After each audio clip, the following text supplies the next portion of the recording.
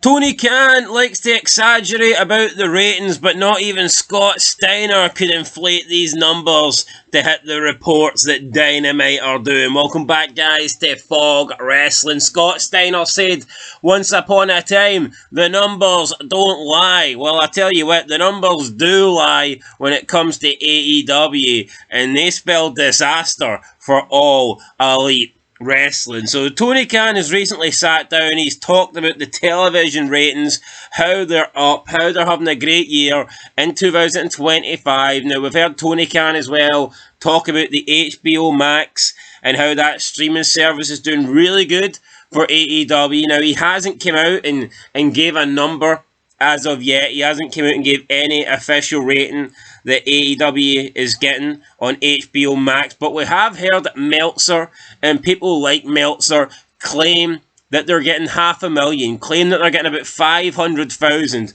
which would almost be 50%. I mean, that's like almost a full 100%, of the rating that they're currently getting.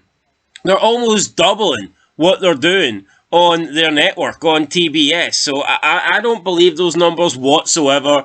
I personally think that the numbers on HBO Max are probably around 15k, 20k. You can believe Meltzer if you want, but based on... And I've covered a lot of ratings on this channel, and I'm not saying I'm an expert, but I highly doubt that...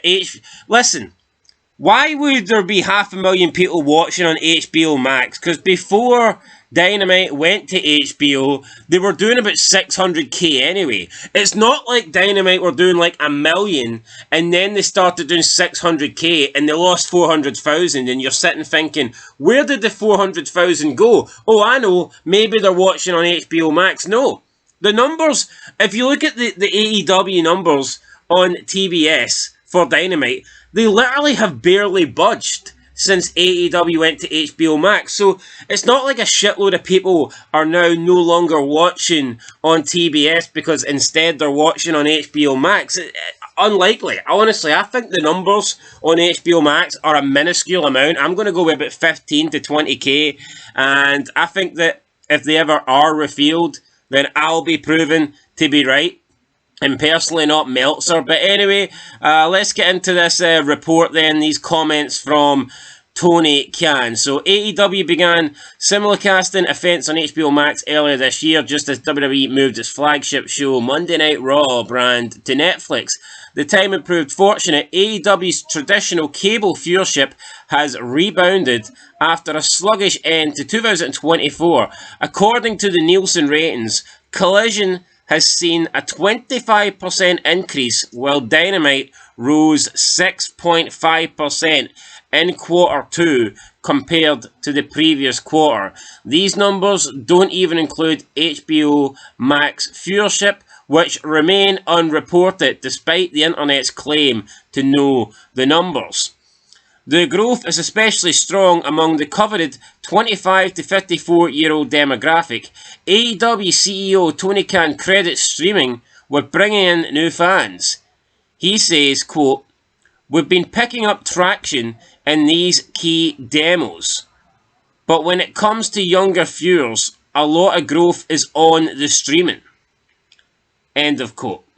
Now, I mean, he can say they're picking up new viewers, and he can say we're picking up traction, but there's barely been any movement. Now, the ratings are up compared to the end of 2024, but the end of the year ratings always seem to be bad. Even when you look at WWE, Raw and SmackDown, they always tend to suck towards like the final quarter of the year.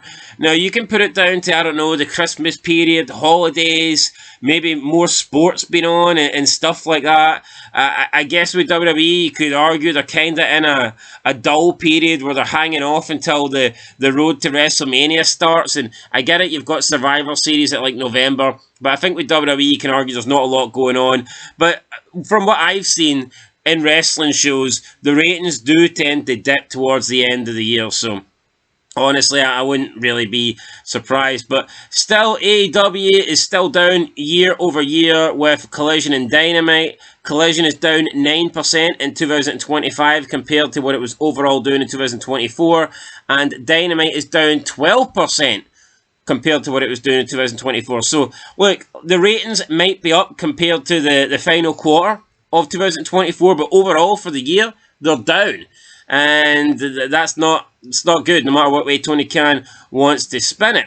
But he also said, quote, "The lifeblood of AEW really is the partnership with Warner Brothers Discovery. People want to watch the full event in its entirety, but also consume highlights on digital," end of quote. So basically saying it's important that we have the deals on TBS, TNT, and HBO Max, but he was also pointing out that it is crucial that they use platforms such as YouTube and TikTok, because people also want to consume AEW in short format, which I think makes sense. Like wrestling, let's be honest, it's not good enough for people to sit down and watch 2 hours or 3 hours of a full show. Back in the day it was. Back in the day people were happy to do that. But now I think you've got a lot of fans that wouldn't want to sit down every single week and watch every single show. So therefore, if you can offer clips on YouTube or TikTok or Twitter or whatever platform device, then that is going to help you. Yeah, it's not. They would rather people watch the full show on TBS. But if you're Tony Khan, it's better somebody at least checks out a couple of YouTube clips than somebody that doesn't even bother checking out the show at all.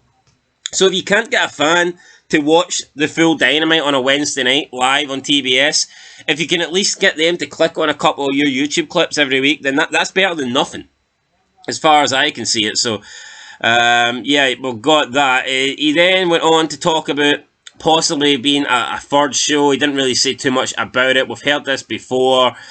I don't think we're going to see a third show, and he has said that if we do see one, it will be next year in 2026. So, yeah, looks like any chance of a third show coming out this year has been put to bed. Now, there was Shockwave, which we, heard for a long, long time that AEW had copyrighted that, they trademarked that, and we thought we were getting that show. I mean, a lot of people thought Shane McMahon was going to debut on that show, but Shockwave seems to have been put on the back burner. The Shane McMahon rumours seem to be completely gone as well. But then Khan also went to talk about the cable networks and the deal that they have with HBO Max, and he'd said that, quote, "We have a great partnership with both sides. AEW is very well entrenched in both the streaming and linear sides of WBD," end of quote. So saying that both basically HBO Max and the cable television, TBS and TNT, both really important, both really crucial for AEW going forward.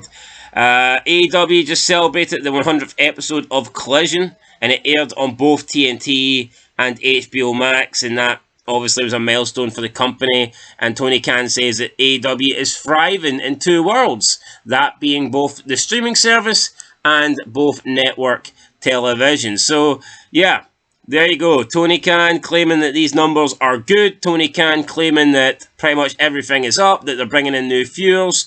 You look at All In, it's their WrestleMania, and, well, it's AEW's equivalent of WrestleMania, and they lost like 40,000 views on the Dynamite after, and that was with Adam Page winning the title. So Hangman Adam Page, a new era, supposedly saving AEW from Jon Moxley and the Death Riders. We got the AEW World Championship being seen for the first time. It got revealed.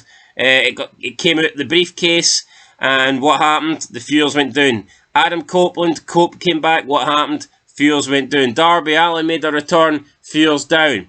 Bryan Danielson return. Fuels down. So, I mean, you can say what you want, but you look at WWE, their ratings suck, but after WrestleMania, they get a boost. They get an increase because there's hype around the show, and people want to see the fallout of WrestleMania. People want to see John Cena as the champion. People want to see the fallout of like Roman Reigns getting betrayed by Paul Heyman. People want to see that. People tune in to see that. In AEW, nobody tuned in. They lost viewers. It's sad, but Tony Khan will claim that these numbers are great. They're not great.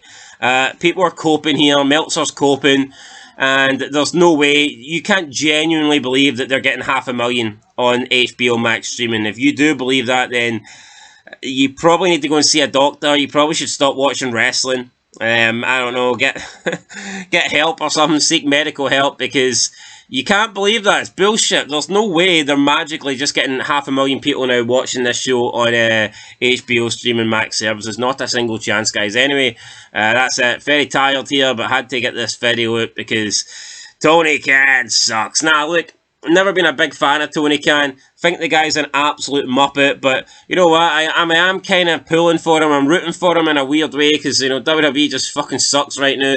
Triple H, TKO, The Rock, all those guys have completely ruined that company. They've taken a masterpiece that McMahon created and they've flushed it down the toilet. So in some sort of weird way, I am pulling for Tony Khan, the underdog, but this guy's probably always going to be under because he sucks. It is what it is, guys. We've seen better number twos. And I don't mean shits. I mean, we've seen better number two companies and they've not been able to beat WWE.